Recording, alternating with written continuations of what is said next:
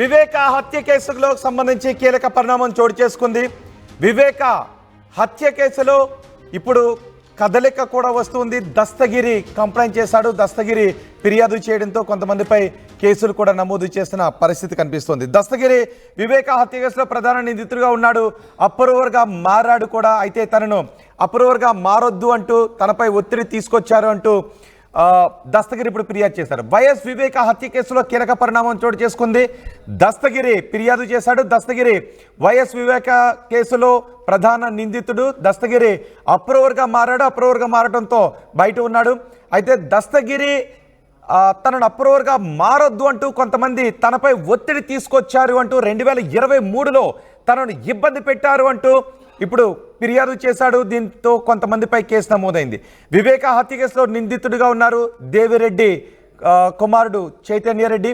గతంలో Pulivendula DSP Nagaraju, CI Eswaraiah, central jail superintendent వీళ్ళందరినీ ఇప్పుడు నిందితులుగా చేర్చినట్టుగా తెలుస్తోంది. అంటే దస్తగిరిని అప్రూవర్గా మారొద్దంటూ వేధించిన కేసులో వీళ్ళందరూ ఇప్పుడు నిందితులుగా చేసినట్టుగా తెలుస్తుంది. డిఎస్పీ నాగరాజును, ఈశ్వరయ్యను, సిఐ ఈశ్వరయ్యను, సెంట్రల్ జైల్ సూపరింటెండెంట్ ప్రకాష్ పై కేసు నమోదు చేశారు. తనను అప్రూవర్గా మారొద్దు అంటూ 20 కోట్ల రూపాయలు ఆఫర్ చేసినట్టుగా దస్తగిరి ఇప్పుడు ఆరోపిస్తున్నారు. దస్తగిరి ఫిర్యాదుతో కేసు నమోదు చేశారు పులివెందుల పోలీసులు. ఇప్పుడు చర్యలు తీసుకునే అవకాశం కూడా ఉన్నట్టుగా తెలుస్తోంది. గతంలో అనేక మలుపులు తిరిగింది వైఎస్ వివేక కేసు. అనేక మలుపులు తిరిగింది. పిఏ కృష్ణారెడ్డి ఫిర్యాదుతో గతంలోని సునీత రాజశేఖర్ రెడ్డిపై కూడా కేసు నమోదు చేశారు. సిబిఐ ఎస్పీ రామ్ సింగ్ పై కూడా కేసు నమోదు చేశారు. అనేక మలుపులు తిరిగింది. ఎన్నికలకు ముందు అనేక మలుపులు తిరుగుతూ వచ్చిన ఈ కేసు ఎన్నికల తర్వాత ఏమవుతుందో అనే చర్చ పెద్ద ఎత్తున జరిగింది. ఇప్పుడు అప్రూవర్గా ఉన్న దస్తగిరి ఫిర్యాదు చేశాడు. తనను అప్రూవర్గా మారొద్దు అంటూ 20 లక్షల రూపాయలు ఆఫర్ చేశారు. తనకి 20 లక్షల రూపాయలు ఇస్తానని చెప్పారు అంటూ దస్తగిరి ఆరోపిస్తున్నాడు. దస్తగిరి చేసిన ఫిర్యాదుతో ఇప్పుడు కేసు నమోదు చేశారు. ఈ కేసులో ఇప్పుడు వేగం పుంజుకునే అవకాశం ఉంటుంది అనే చర్చ జరుగుతోంది. వివేక హత్య కేసులో నిందితుడిగా ఉన్నారు దేవిరెడ్డి కుమారుడు చైతన్యరెడ్డి. గతంలో పులివెందుల డిఎస్పీగా పనిచేసిన Nagaraju, Eswaraiah, central jail superintendent వీళ్ళందరూ తనను అప్రూవర్గా మారొద్దు అంటూ బెదిరింపులకు కూడా దిగారు అంటూ దస్తగిరి ఆరోపిస్తున్నారు. పూర్తి సమాచారం మా ప్రతినిధి కిషోర్ అందిస్తారు. కిషోర్, ఎన్నికలకు ముందు ఈ కేసులో ఏం జరుగుతుంది? ఒక దశలో వైఎస్ అవినాష్ కూడా అరెస్ట్ అవుతారంటూ పెద్ద ఎత్తున చర్చ జరిగింది. డ్రామాలు జరిగాయి, కోర్టుకు వెళ్ళారు, పెద్ద ఎత్తున ఎన్నో మలుపులు తిరిగాయి ఇవన్నీ. ఆ తర్వాత వైఎస్ వివేక పిఏ కూడా కంప్లైంట్ చేశారు కృష్ణారెడ్డి. ఆయన కంప్లైంట్ చేయడంతో సునీత పైన కేసు నమోదైంది, రాజశేఖర రెడ్డి పైన కేసు నమోదైంది, రామ్ సింగ్ పైన సిబిఎస్పీ రామ్ సింగ్ పై కూడా అప్పుడు కేసు నమోదైంది. కానీ ఇప్పుడు మళ్ళీ అక్కడ ప్రభుత్వం మారింది. సునీత పెద్ద ఎత్తున ఆరోపణలు చేశారు. తన తండ్రిని చంపిన వాళ్ళందరూ కూడా బయట హాయిగా తిరుగుతున్నారు. దస్తగిరి ఇప్పుడు కీలకమైనటువంటి ఆరోపణలు చేశారు. జైలు సూపరింటెండెంట్ సహా డిఎస్పీ, సిఐ కూడా తనను బెదిరించారు, 20 కోట్లు లంచం ఇవ్వటానికి చూశారు అంటూ ఆరోపణలు చేసిన నేపథ్యంలో ఈ కేసులో ఎటువంటి కీలక పరిణామాలు చోటు చేసుకోబోతున్నాయి ఇప్పుడు? Thank you Rohit.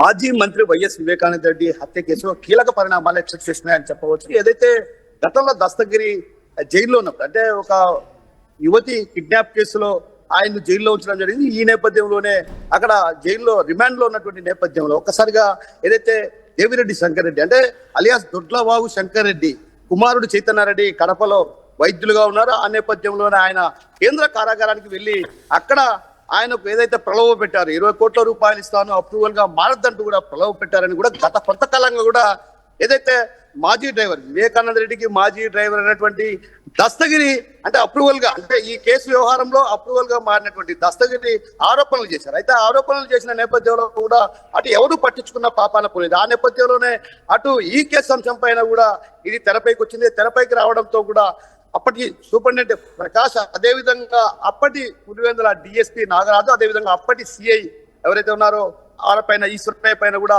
కేసులు నమోదు చేస్తూ కూడా ఈ రోజు ఎఫ్ఐఆర్ నమోదు చేయడం. అయితే ఇదంతా కూడా మాజీ మంత్రి వివేకానంద రెడ్డి హత్య కేసులో కీలక పరిణామాలు చూడడానికి ప్రధాన కారణం, గతంలో ఏదైతే మాజీ ఎంపీ ఏదైతే వివేకానంద రెడ్డి హత్య కేసులో అవినాష్ రెడ్డి అదేవిధంగా అవినాష్ రెడ్డిని అరెస్ట్ చేస్తారంటే కూడా జోరుగా ప్రచారం సాగింది. ఆ జోరుగా ప్రచారం సాగిన నేపథ్యంలో కూడా ఒకసారి కూడా కర్నూలులో పెద్ద హైడ్రామానే కొనసాగింది. తన తల్లి ఆరోగ్య పరిస్థితి బాగాలేదు. ఆ నేపథ్యంలోనే తాను విచారణకు హాజరు కాలేడని కూడా కొన్ని పలుమార్లు కూడా ఆయన చెప్పడం జరిగింది. అయితే చెప్పిన నేపథ్యంలో కూడా ఆయన ఒక్కసారిగా కూడా అక్కడ కొంత సిబిఐ అధికారులు హైదరాబాద్ నుంచి కర్నూలుకు చేరుకోవడం జరిగింది. కర్నూలుకు చేరుకున్న నేపథ్యంలో కూడా ఉత్కంఠ పరిస్థితులు నెలకొన్నాయి. వైసీపీ నేతలు కూడా ఒక రకంగా అడ్డుకున్న పరిస్థితి, అంటే ఒక రకంగా హైడ్రామానే కొనసాగిందనే చెప్పాలి. అప్పుడు వైసీపీ ప్రభుత్వం అధికారంలో ఉండేది. అయితే ఆ నేపథ్యంలోనే అప్పటి నుంచి కూడా ఏదైతే తను జైల్లో ఉన్నప్పుడు ఈ విధంగా తనను ప్రలోభ పెట్టారు, అప్రూవల్ గా మారద్దంటూ కూడా దస్తగిరి పలు రకాలుగా మీడియా సమావేశాల్లో కూడా ఆయన వెల్లడించడం జరిగింది. ఆ నేపథ్యంలోనే కొన్ని ఆధారాలు ఉన్నాయి, ఆధారాలను కూడా చెరిపివేశారు. ఏదైతే జైలు సూపరింటెండెంట్ అక్కడ ఉన్నటువంటి జైల్లో సీసీ కెమెరాలను ఫుటేజ్ను కూడా మాయం చేశారన్నటువంటి ఆరోపణలు కూడా పరోక్షంగా దస్తగిరి చేసిన నేపథ్యం. ఆ నేపథ్యంలోనే ఒక్కసారిగా మరోమారు ఈ వ్యవహారం అటు తెరపైకి వచ్చింది. తెరపైకి వచ్చిన అనంతరం కూడా దస్తగిరి ఏదైతే ఫిర్యాదు చేశాడో ఫిర్యాదు చేసిన నేపథ్యంలోనే ఈరోజు నలుగురు పైన కేసు నమోదు చేశారు. జైలు సూపరింటెండెంట్ ప్రకాష్, అదేవిధంగా అప్పటి డిఎస్పీ ఎవరైతే ఉన్నారో నాగరాజు, అదేవిధంగా అప్పటి సిఐ ఈశ్వరయ్యతో పాటు దేవిరెడ్డి శంకర్ రెడ్డి, దొడ్లవాగు శంకర్ రెడ్డి కొడుకు డాక్టర్ చైతన్య రెడ్డి నలుగురి పైన కూడా కేసు నమోదు చేసిన పరిస్థితి. అంటే ఒక రకంగా వివేకానంద రెడ్డి హత్య కేసు విచారణను వేగవంతం చేయాలన్నటువంటి కోణంలోనే జరుగుతుందన్నటువంటి భావన అటు ఇప్పుడు వీళ్ళ నలుగురుపై Chaitanya Reddy, DSP Nagaraju, jail superintendent Prakash, అలాగే సిఐ వీళ్ళందరిపైన ఇప్పుడు ఎటువంటి కేసులు నమోదయ్యాయి? వీళ్ళు ఎక్కడున్నారు? వీళ్ళ దస్తగిరి ఫిర్యాదుతో కేసులు నమోదైన నేపథ్యంలో వీళ్ళ అరెస్టులు ఏమన్నా చోటు చేసుకునే అవకాశం ఉంటుందా? వీళ్ళపైన ఆల్రెడీ లేదా శాఖాపరమైన చర్యలు తీసుకునే అవకాశం ఏమైనా ఉంటుందా?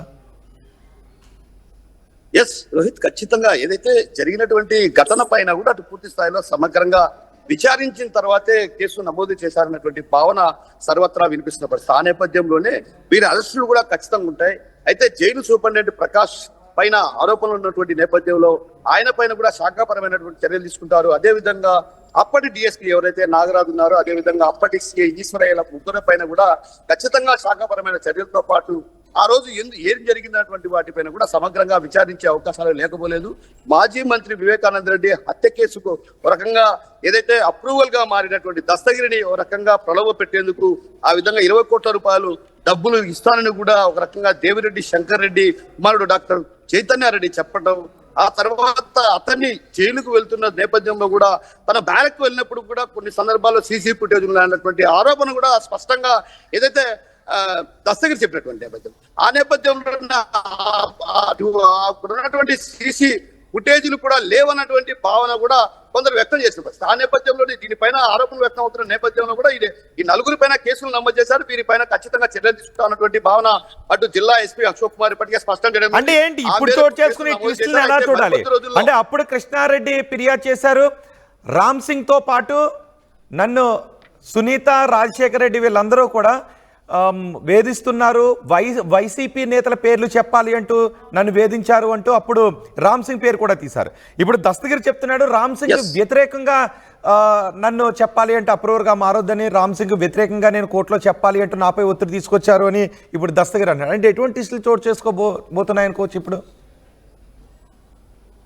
ఖచ్చితంగా ఏదైతే ఈ వ్యవహారం పైన లోతుగా విచారణ కొనసాగే అవకాశాలు స్పష్టంగా కనిపిస్తున్నాయి రోహిత్. ఎందుకంటే గతంలో ఏదైతే సిబిఐ విచారణ అధికారిగా ఉన్నటువంటి రామ్ సింగ్ పైన కూడా కడపలో పోలీసులు కేసు నమోదు చేసిన పరిస్థితి మనం ఒకసారి పరిశీలిస్తే ఆయన పైన కూడా కేసు నమోదు చేశారు. అయితే ఆయన తను కొట్టారన్నటువంటి, అంటే ఏదైతే తను బెదిరింపులు పాల్పడ్డారన్నటువంటి కారు డ్రైవర్ ఫిర్యాదు కూడా జరిగింది.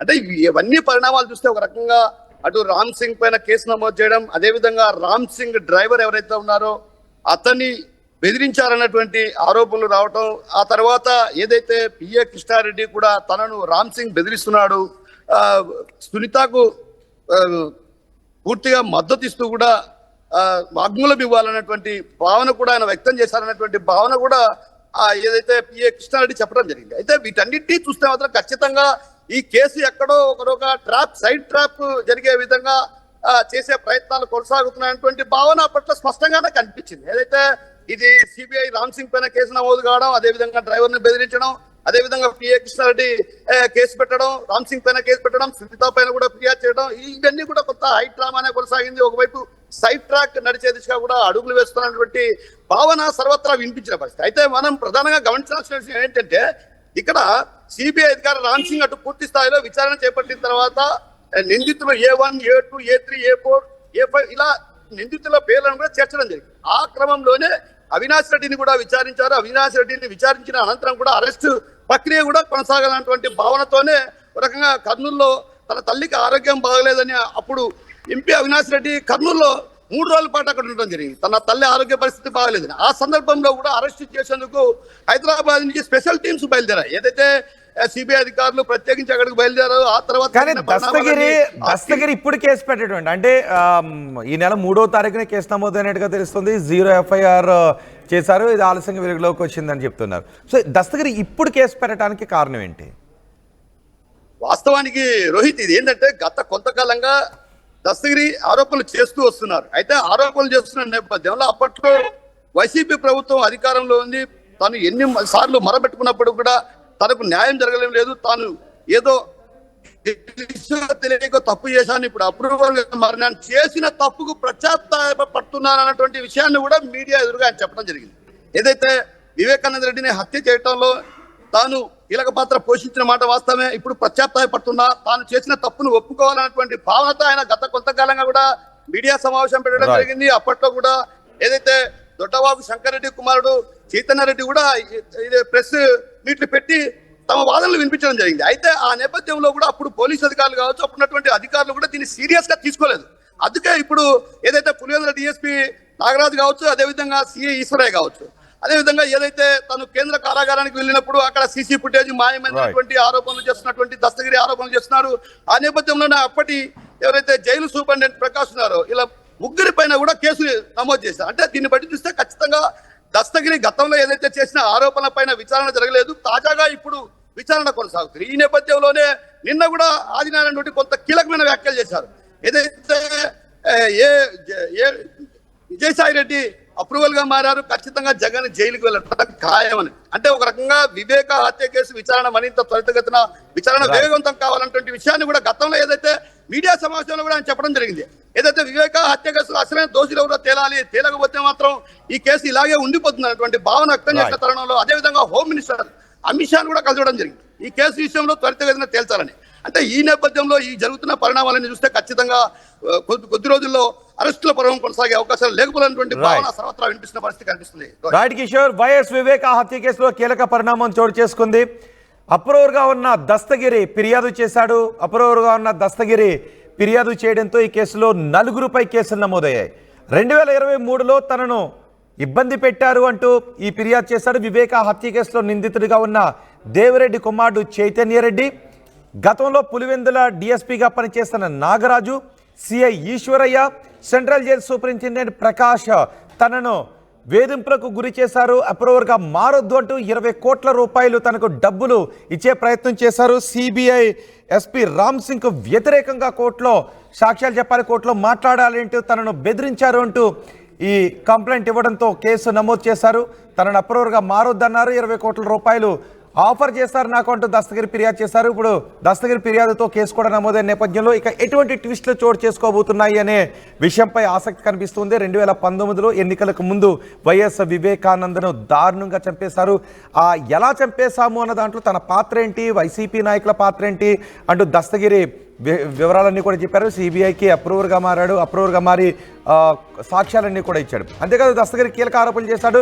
తన ప్రాణానికి వైసీపీ నేతల నుంచి హాని ఉంది, ప్రాణహాని ఉంది అంటూ కూడా కీలకమైన ఆరోపణలు కూడా చేశాడు.